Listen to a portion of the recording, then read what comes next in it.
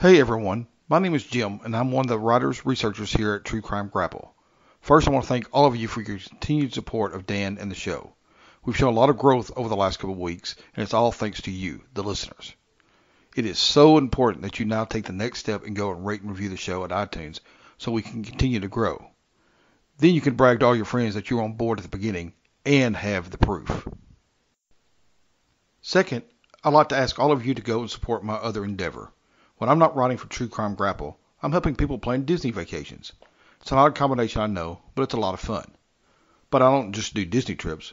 It's really any kind of trip you can imagine, big or small. All-inclusive beach resorts, cruises, sporting events, really just about anything. And, best of all, my travel services are completely free to my clients. So, to find out more, go to Facebook and like my page, at James Pitts, Key to the World Travel.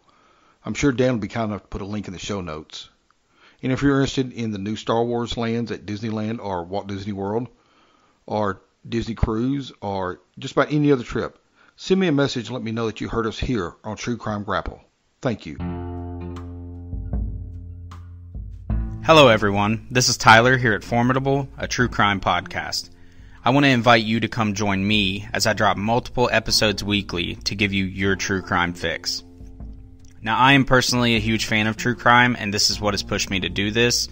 All of my stories are well researched, but I do keep them shorter than your average true crime podcast to fit into your daily commute, so you don't have to pick back up later.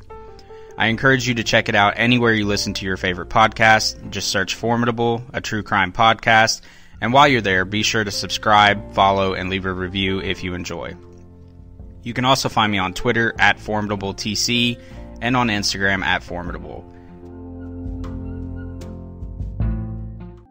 I'm Roseanne, host of the California Dreaming Podcast, a true crime show that delves into the darker side of California. Join me each week as we take a tour of the beautiful beaches, majestic mountain ranges, expansive deserts, and soaring redwoods to discover some of the most chilling, fascinating, and depraved criminal acts that have taken place across the state. You can find California Dreaming on all of your favorite podcast directories, including Apple Podcasts, Google Play, Spotify, and Stitcher. Find us on Facebook, Twitter, and Instagram, or you can visit our website at www.orbitaljigsaw.com and click on the show's link to find hours and hours of true crime tales from the Golden State.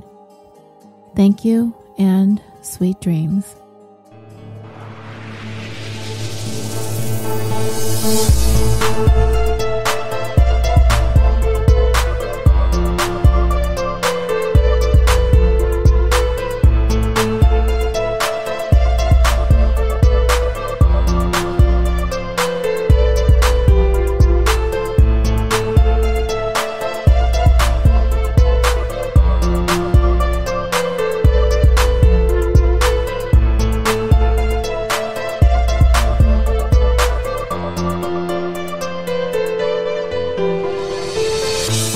Hello everyone and welcome back to the True Crime Grapple podcast and to episode 21.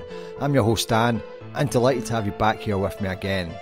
Heads up, if you haven't heard part 1 of this story, then pause this episode and go and listen to part 1, which is episode 20, before continuing here.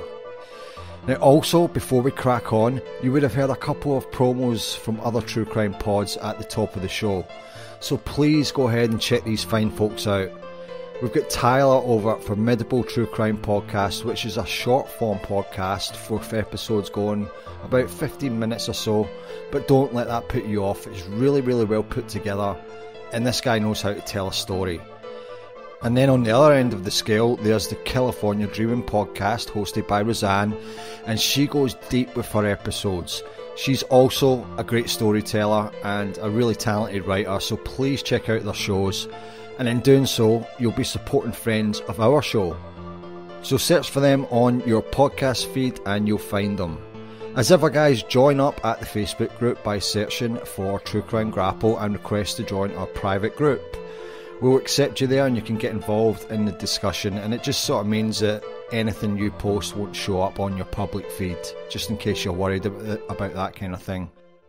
We're also on Instagram under the same handle, and we're on the old Twitter machine at TCG3682. Okay, before we get back into part 2, let's give you a quick reminder of what happened in part 1.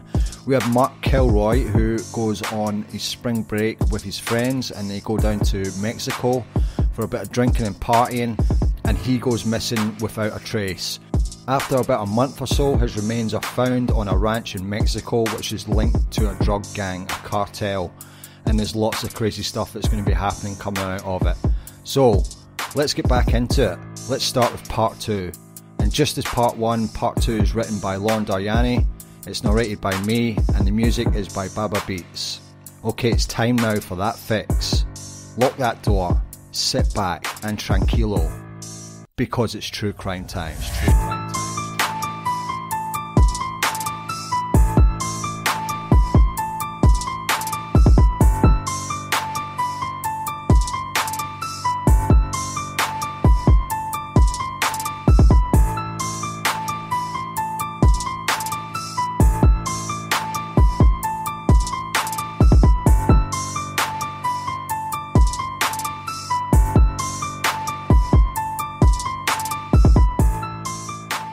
When police planned their raid on the Santa Elena Ranch, they were expecting a raid just like any other.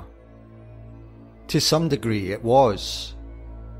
The seizure consisted of 110 kilograms or 243 pounds of marijuana and over 100 grams of cocaine. The firearms they found included 3 submachine guns and 11 vehicles were taken. But this was not your typical drug smuggling ring. When Mexican police asked the ranch's caretaker, Domingo Reyes Bustamante, about Mark Kilroy, he pointed to a wood and tar paper shack located about 400 yards away. As they got nearer to the shack, the stench of blood and decomposing organs began to fill the air. The shack was small and dark, no more than 15 by 15 feet in floor area. It was absolutely filthy, with blood-splattered walls and the carcasses and bones of small animals. The floor was littered with empty bottles and cigarette butts, along with white votive candles representing Our Lady of Guadalupe in a box. A large black cauldron in the shack presented what was to be the first trace of Mark Kilroy since his disappearance. His brain had been boiled in blood over an open flame, along with a turtle shell, a horseshoe, a human spinal column, spiders, scorpions, and other body parts that couldn't be identified. 28 sticks jutted out from the cauldron and other hard to identify items. Antonio Zavaleta, an academic who taught at Texas Southmost College in Brownsville, Texas, was brought across the border to the scene to see what he could make of the situation. With a PhD in anthropology, he is an expert in the tradition of the curanderismo, as well as the brujeria. He admitted he wasn't ready for what he encountered that day, but there was no doubt that what he was looking at was an altar that was typical of the Afro-Caribbean religion Palo Mayombe. Zavaleta knew that whoever the leader of this cult was, authorities were going to be looking for a Cuban. Given the circumstances of the rituals performed, it was clear to Zavaleta that whatever they were looking at was not a pure demonstration of Palo Mayombe. It was an amalgamation of various belief systems, both white and black magic, ancient Aztec myth, and Afro-Caribbean religions, and even Hollywood voodoo thrown in. The cauldron, called an inganga, is an integral element to the practice of Palo Mayombe, and one that a practitioner must constantly feed in order for the spells to work out in their favour. The sticks are added for their medicinal and magical properties, and the blood sacrifices of chickens or goats are required to feed it. While sometimes human offerings are fed to the Nganga, it's in the forms of bones of humans who have already died. Only a madman, or as Zavaleta would call him, a psychopathic serial killer, would sacrifice a live human to feed it. But that's precisely what Constanzo, Aldrete and their followers did countless times. For years, Zavaleta had to meet with many regional practitioners of Santeria and Palo Mayombe who were based in the Rio Grande Valley and its surroundings. In all of his talks with them, they have lamented how Constanzo and his followers have done damage to the religion because of his perverse self-styled variations of the ancient ritual. Between the confessions from the men arrested on April 9th and the grisly discoveries made at the ranch, there seemed to be more questions than ever. The more pressing questions were, where are Adolfo de Jesus Constanzo and Sara Aldrete Villarreal, and who are they? Adolfo de Jesus Constanzo was born on November 1st, 1962 in Miami. His mother, Delia Aurora Gonzalez de Valle, was a Cuban immigrant who gave birth to him when she was 15 years old. She would have 3 children in total, with each belonging to a different father. After Constanzo's father died when he was an infant, Delia relocated to San Juan in Puerto Rico and remarried. In San Juan, Constanzo was baptized Roman Catholic and became an altar boy. Despite this, Delia would immerse herself and her son into Palo Mayombe at an early age, even having him blessed at 6 years old by a Hatian priest of Palo Mayombe, insisting that he was a chosen one who was destined for great power. In 1972, the family moved back to Florida where Constanzo's stepfather died and left behind a hefty inheritance. Delia married once again, but his interests were different from those of her previous husbands. Constanzo's new stepfather was a drug trafficker who was also into the occult.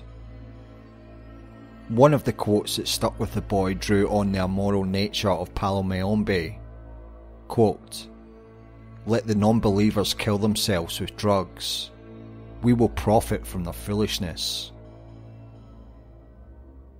In Little Havana, Constanzo began a full-time apprenticeship with a Hatian priest, putting his newly learned philosophies into practice.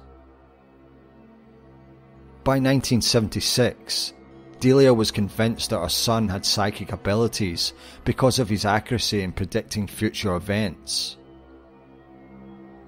The belief was further cemented when he predicted President Ronald Reagan's attempted assassination in 1981. Both Constanzo and his mother had a history of arrests from committing petty crimes, such as vandalism and theft. Delia alone had been arrested nearly 30 times for such crimes as trespassing, check fraud, child neglect, and grand theft. Despite the nature of the crimes, she would get little more than a slap on the wrist, which she accredited to her religion. Constanzo himself would get charged with theft twice in 1981. One of those times was for stealing a chainsaw. Delia was called a witch by her neighbours, and she would leave headless chickens or goats on the doorstep of anyone who angered her. In the meantime, Constanzo and his mentor would rob graves for bones to feed their Nganga, and they would manipulate voodoo dolls. After graduating nearly bottom of his class in high school, he enrolled in junior college, but eventually he dropped out after just one semester.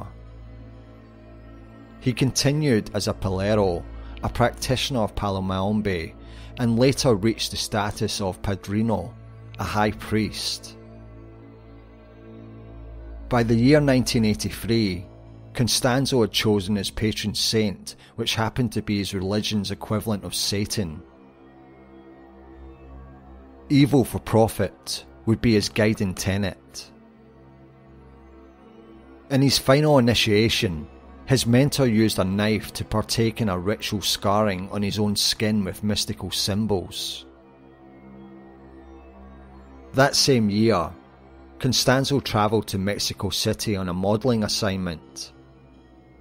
He frequented the Zona Rosa, a common hangout for prostitutes, and used tarot cards to read others' fortunes.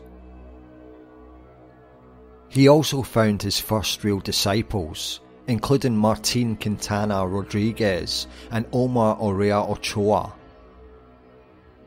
He would call one of them his woman and the other one his man, depending on his romantic mood at the time. With his looks, charisma and psychic abilities, Constanzo's full-time move to Mexico City paid off with a substantial following among the elite in Mexico City. His services, which included ritual cleansing and predicting the future, were prized by a diverse set of powerful individuals, which included celebrities, musicians, doctors, and even police.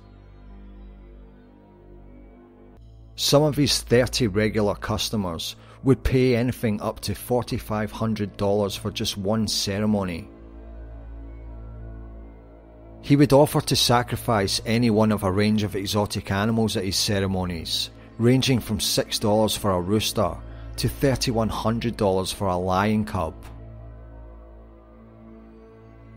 He became popular among rich drug dealers, helping them with scheduling meetings and shipments using his powers of prediction. He would also charge them for magic that would make them invisible to police and bulletproof to rival drug dealers.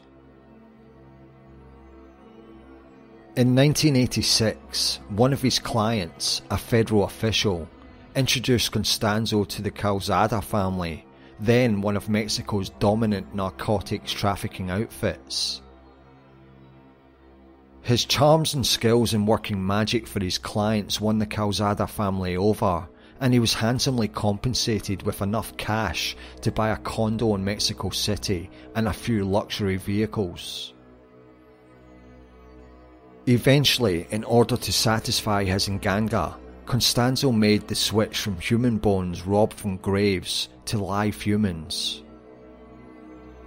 At least 23 ritual murders are attributed to him, along with possibly several unsolved mutilation killings around Mexico City. The crime family was impressed with Constanzo's willingness to torture and murder to yield a sacrificial offering. That didn't deter the Calzada family from rejecting his offer in 1987 to become a full partner in their operation. Not long after, 7 members of the Calzada household vanished without a trace. A week went by before they were found mutilated in the Zumpango River. Many of their body parts were removed, including hearts, genitals, spines and brains. These had gone to feed Constanzo's nganga. Constanzo had been wanting to seal his position in the drug trafficking operation for some time, and when his rapport with the Calzada family had gone sour, all he could think of was revenge against them. On July 30th, 1987, as he was driving his Mercedes through traffic in Matamoros, Constanzo had cut off and nearly hit a woman. He stepped out to apologise for his reckless driving and soon fell into conversation. There seemed to be an immediate spark between them. The young woman's name was Sara Maria Aldrete Villarreal, born on September 6, 1964. Blonde, athletic, standing at 6'1" tall, she was striking and attractive. The 22-year-old student lived in Matamoros in a self-contained apartment atop her family's home and studied in Brownsville at Texas Southmost College. Her academic interests were in physical education as well as sociology, and she also worked as an aerobics instructor and a secretary to pay for tuition. She was getting prepared to transfer to a university to obtain her physical education teaching certification. In some ways, they were as different as night and day. As in high school, her college academic performance was impeccable, and everyone who knew her found her likeable and polite. Constanzo, on the other hand, always struggled even to achieve mediocrity as a student. Aldrete was a Roman Catholic, and Constanzo followed the darker path of the Palomayombe.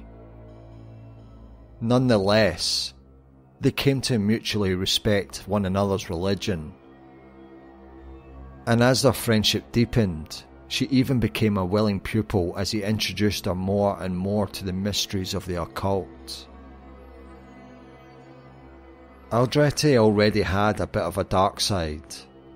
She was dating a drug dealer named Gilberto Sosa, who was an associate of the powerful Hernandez family drug trafficking ring, which had a formidable presence in the Matamoros area. After 2 weeks of friendship, Constanzo got to meet Aldrete and Sosa in Brownsville. Constanzo refused to shake Sosa's hand, and not long after the rendezvous, Sosa received a phone call telling him that Aldrete was seeing someone else. Sosa then jealously broke off their relationship despite her denials.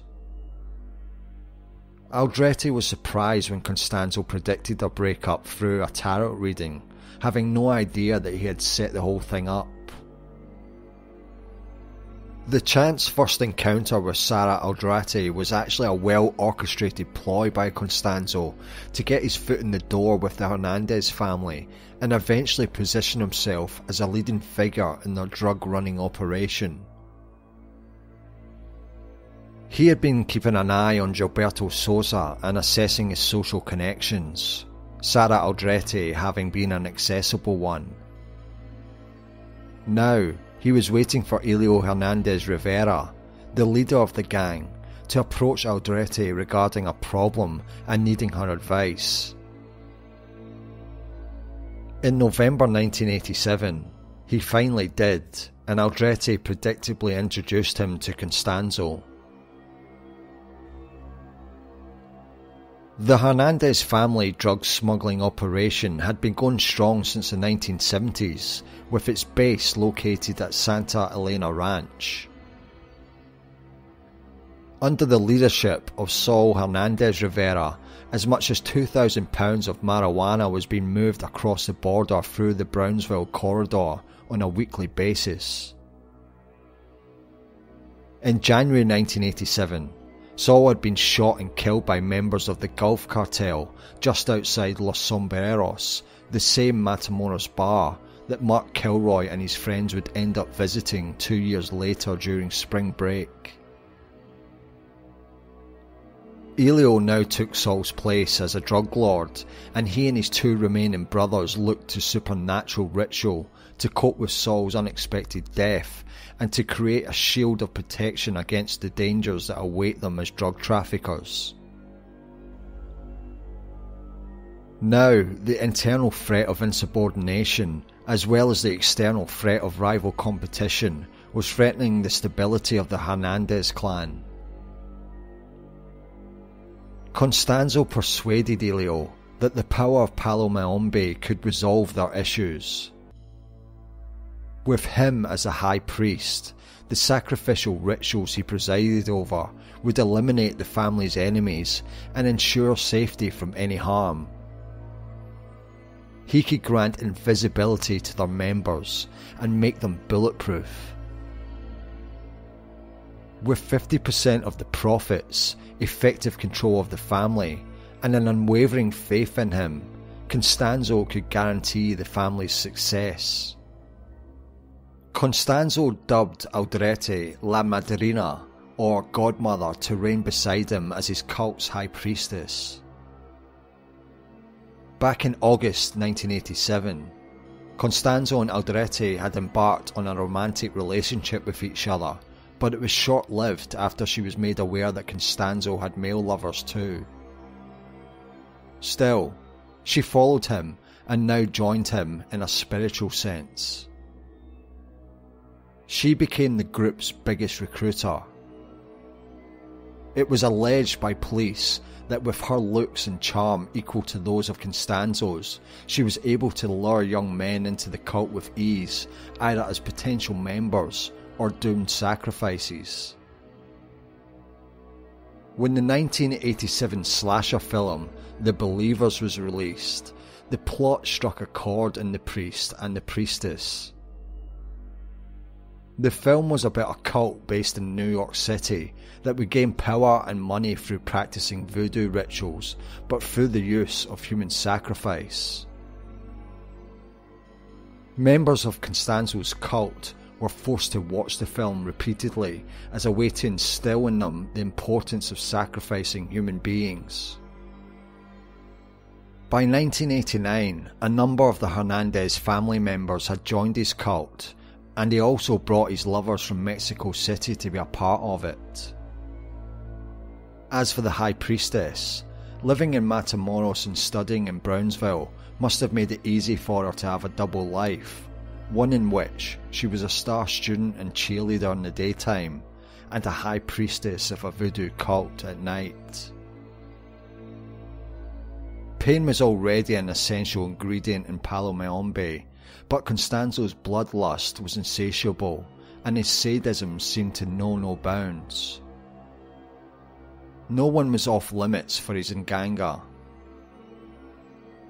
When a cult member who was also an ex-police officer violated Constanzo's ban on drug use, he was killed and sacrificed. Rival dealers, or even just individuals who walked in on the sacrificial ceremony uninvited, would be tortured to death and added to the offerings.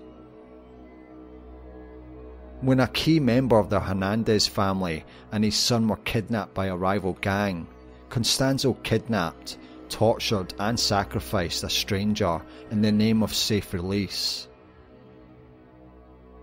When the hostages were released without harm or ransom, Constanzo took full credit. On March 13, 1989, the Hernandez family was preparing for a new sacrificial ritual to take place. They were getting ready to ship 800 kilos of marijuana across the border, and they needed just one more sacrifice to ensure a safe shipment. Somehow, the individual they had taken for the sacrifice wasn't in sufficient enough pain for Constanzo. Plenty of students were in Matamoros that night, enjoying their spring break. So he ordered his followers to go back out and bring him someone else he could use, someone who would scream. The next morning, Mark Kilroy would be reported missing by his friends. Hey friends of the show, sorry for a pause in the story, but just a quick reminder to let you know how you can help support the show by becoming a patron. Head on over to patreon.com/truecrimegrapple, and for $1 US a month you can get a shout out on the show with the Assault tier. For $5 a month there is the Murder tier, where we'll have early episodes up every so often and we'll have some bonus content coming your way. So check it out. That's patreon.com/truecrimegrapple. Any donation is greatly appreciated and welcomed. Once again, patreon.com/truecrimegrapple. Many thanks. After the bodies were discovered on April 11, Constanzo couldn't be found, and Alderete had contacted her school to inform them that she wouldn't be coming in anymore. It was the murder of Mark Kilroy, an act that was supposed to bring the cult powers of invincibility and immunity from the law, that ultimately spelled the doom of Adolfo de Jesus Constanzo and his cult and brought them to justice. Since many of the victims buried at the ranch tended to operate on the fringes of society, particularly as drug traffickers, he might have taken for granted the level of concern that those who knew them would display. A wholesome young man like Mark, with his good looks, kind heart and bright future, doesn't just disappear abroad without his loved ones fighting to find him. Mark's family connections also helped, where his uncle was working at the US Customs Service in Los Angeles at the time and had some pull early in the investigation. Upon hearing news of the bodies, Constanzo stayed at a Holiday Inn in Brownsville shortly before taking a flight from McAllen, Texas, out to Mexico City, where he had an apartment waiting for him.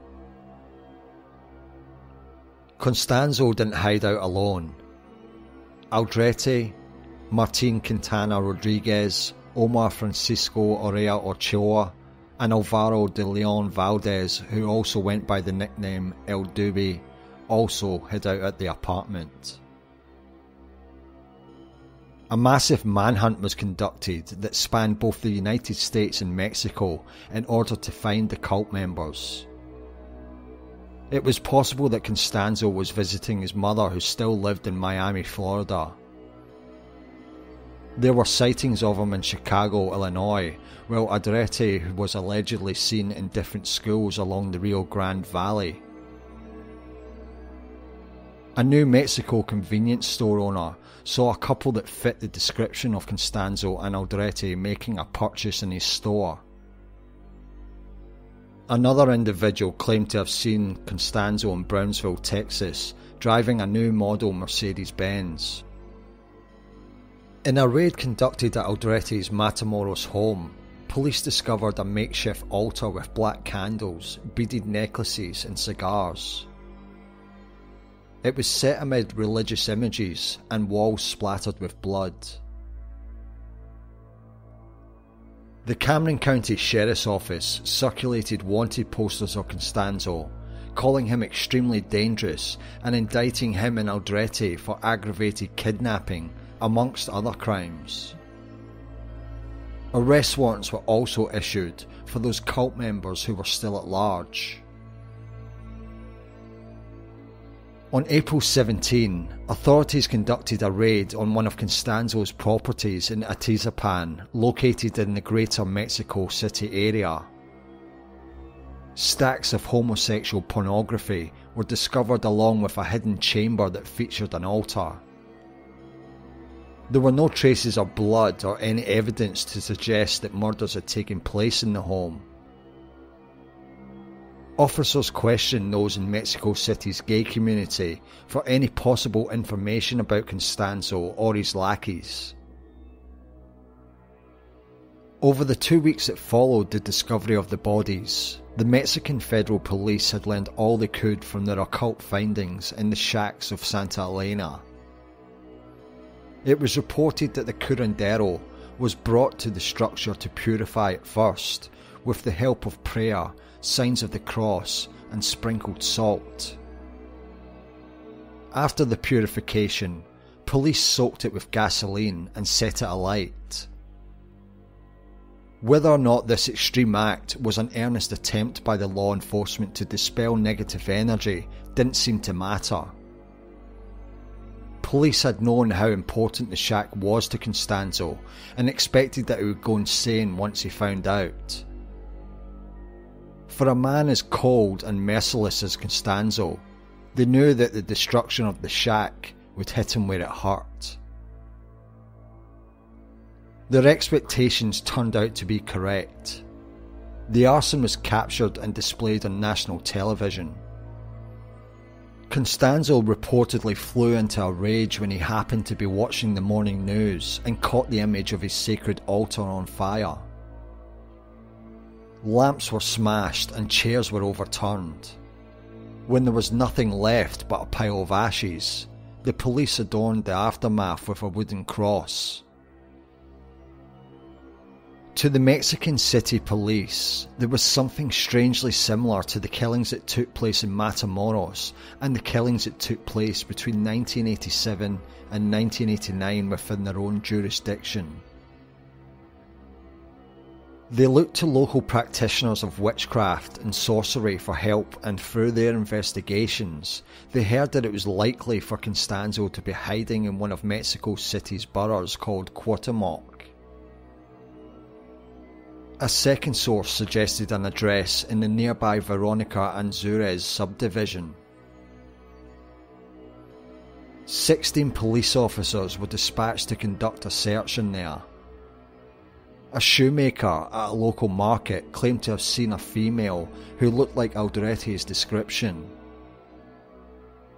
During their interrogation, there was a man who attempted to buy large amounts of groceries with United States currency. The man left for his apartment along the Rio Sena. After about a week, the man was identified as Alvaro de Leon Valdez, who was on a grocery run for Constanzo. On Saturday, May 6, 1989, the officers surrounded Constanzo's apartment building. They intended to raid the building only after traffic had died down a bit. When police walked over to investigate a suspicious-looking black car that had pulled up in front of the building, Constanzo watched all of this from his apartment window and decided to open fire on the officers. He kept repeating that everything was lost and that no one was going to take his money as he threw it from the window and tried to burn it on his stove. A 45-minute gun battle ensued until he used up the last of his ammunition. He refused to be taken by the police, preferring death instead. He ordered De Leon Valdez to kill both him and Martin Quintana Rodriguez, shouting that it would be because everything was finished for them. At first, De Leon Valdez hesitated on the orders, but Constanzo struck him in the face twice, warning that he would suffer in hell if he didn't comply with his command. Before De Leon Valdez fired on the two men, Constanzo and Quintana Rodriguez shared one last embrace. The police found them slumped over in a closet, dead from apparent machine gun fire. Out of the 11 members of Constanzo's cult, only 3 are not serving long-term sentences in Mexico's prisons for either the murders or other criminal activity associated with the cult group. Ovidio Hernandez Rivera and Malio Fabio Ponce Torres would have drug trafficking charges against them dropped, but since 2009 they remain at large, both now charged in Mexico with Kilroy's murder. Aurea Ochoa had died on February 11, 1990 due to AIDS. On June 2, 1989, a federal judicial police chief named Salvador Vidal Garcia Alarcon was indicted for drug trafficking, having been in contact with the group. Constanzo had supposedly murdered 2 men in order to favour Garcia Alarcon, who in turn insisted that his connection with Constanzo was simply religious, and he only knew him because he sought help for possession by spirits since he was young. In August 1990, De Leon Valdez received 30 years in prison for the murder of Constanzo and Quintana Rodriguez. The caretaker, Reyes Bustamante, had been accused in court of cover-up, but he eventually paid a $500 bond and was released from prison on December 11, 1990. In 1994, Sara Maria Aldretti Villarreal was sentenced to 62 years in prison under charges of multiple homicide, narcotics possession, involvement in organised crime, police impersonation, illegal body desecration, and illegal possession of firearms. In 2003, Aldretti denied ever having participated in any of the killings of Mark Kilroy and the other victims exhumed at Santa Elena, nor had she ever been a witness to any of them. It wasn't until she saw television reports of the indictments that she found out. Aldrete apologised for the death of Mark and the others killed at the ranch.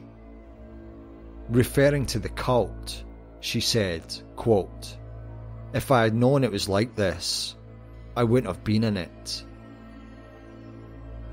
With no further elaboration, she said she felt sorry because she was trying to help the Kilroys search for Mark when he had disappeared. Even then, she claimed that she was not an official member of the cult and that she was hardly going through the initiation. When she was asked whether or not she was in love with Constanzo, she replied no and said that she was simply his follower. When Aldrete was asked who killed Mark, she answered Adolfo. She also said she would not ask society for forgiveness because she was innocent of the crimes. Her claims that she was mistreated by police and tortured into confession was echoed in her autobiography, where she also explains that her stay with Constanzo right up until he was killed was actually her taken hostage by him. Cult members Elio Hernandez Rivera, Serafin Hernandez Garcia, Martinez Salinas and Serna Valdez received 67 years each. They were charged with the same crimes as Aldrete, but also with the added charge of illegal possession of military exclusive weapons, a 5-year offence in its own. In 1998, the men's sentences were lowered to 50 years, but where Elio was sent to a prison in Ciudad Victoria, the other two were sent to Federal Social Readaptation Center No. 1 in Alamaloa, State of Mexico. So what is the legacy of this terrible crime? It would be difficult for the shock of what happened to Mark Kilroy to fade, for those who knew him and total strangers who had only known of him. The residents of Santa Fe and other surrounding communities were devastated when they found out that Mark's body had been found buried on a ranch across the border. At Our Lady of Lourdes Catholic Church, which the Kilroys regularly attended, numerous yellow ribbons fluttered from the trees. They had been pinned there a few days earlier by local children as part of a ceremony to support the search for Mark. That ceremony had become a memorial service instead, where the church welcomed 1,500 people to come together and celebrate the Mass of the Resurrection in his honour. The pain of Mark's brutal death was felt just as deeply across the state in Rio Grande Valley. On the Thursday after Mark's body was discovered, St. Luke's Catholic Church in Brownsville, Texas opened its doors to over 1,200 people who attended Mark's memorial service, many of them stopping and forming a line in order to embrace the Kilroys and give their condolences and prayers. Attendees wore yellow ribbons that read, "Miss you, Mark," as they felt part of a larger, familial bond with the Kilroys. On the 20th anniversary of Mark's murder, the Kilroys would go on to say that the people of the Rio Grande Valley and Matamoros all had a special place in their hearts due to the outpouring of sympathy and help in the search for Mark. Aside from welcoming them as family and offering them a home away from home, the Kilroys believed that they might never have found their son without a concerted effort and dedication of those in the region. The faith and conviction that the Kilroy family showed through their ordeal was something admired by virtually everyone who got to know them. Mark's father James, who was a devout Catholic, said that he didn't feel angry with those responsible for Mark's death. He only hoped that they would apologise to him for what they did once they themselves reached heaven. Where most parents couldn't fathom the desperate moments between their child's abduction and murder, the Kilroys found solace. Quote, Mark had plenty of time to cry out for God's help. When you cry out, God listens. James and Helen Kilroy have since established the Mark Kilroy Foundation, which works closely with local governments, non-profit organisations and summer youth programmes in order to promote drug awareness, education and prevention. Today, the Kilroys have forgone dwelling on the past, choosing instead to be thankful simply for the time they'd gotten to spend with Mark. Since creating the foundation, any pain from the loss of their son has been transformed into the triumph of keeping others alive. That's it, folks. That is going to wrap up this completely messed up and sad story about Mark Kilroy. Thanks to Lauren for submitting this show. And do you fancy discussing this case? Why not? Then get over to our Facebook page and join in. Also, before I go, don't forget to check out the Formidable and California Killing podcasts, and you can thank me later for that one. Make sure you're around for episode 22 because it's going to be a cracker. Until then, I've been your host Dan. Thanks for listening and stay safe out there.